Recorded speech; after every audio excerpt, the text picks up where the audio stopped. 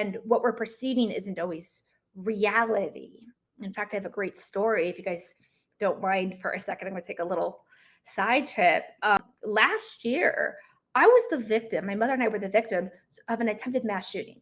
And it was a very, very scary situation for us. And of course, emotions are high. Thoughts of I might die, I might be harmed, resulted in actions, running, hiding, all of these things. Well, and I had to give my testimony to the police, to the detectives, I had to give it in written, I had to give it in verbal form, all of these things that day. It was a very scary day, only to learn in time that as more evidence came out, my interpretation of certain sounds and visuals I had that. Well, yes, I'm so glad I had the emotions and the actions to respond, to hide myself, keep myself safe, and do the same for my mother. What ultimately was what I thought were gunshots weren't.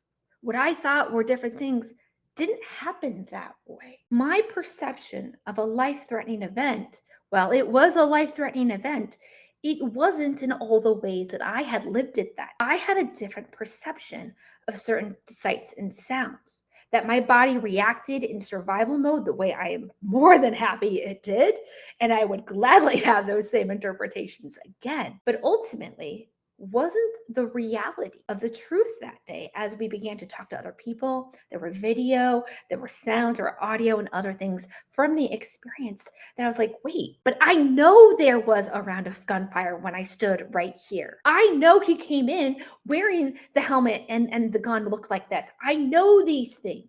But did I? Or did I just interpret them? And it turns out it was a mixture. Some things I was absolutely accurate on and very glad I reacted the way I did. But other things, they weren't quite as I perceived them. So looking back now, it's very interesting to see my reality as I experienced that versus the reality of the truth, even from the gunman's perspective, because I would have been holding him accountable for things he didn't actually do. And that's like, whoa, right? That's not somebody I'm eager to get in there and be like, oh, yeah, it's all okay. Because no, that was not okay. It will never be okay.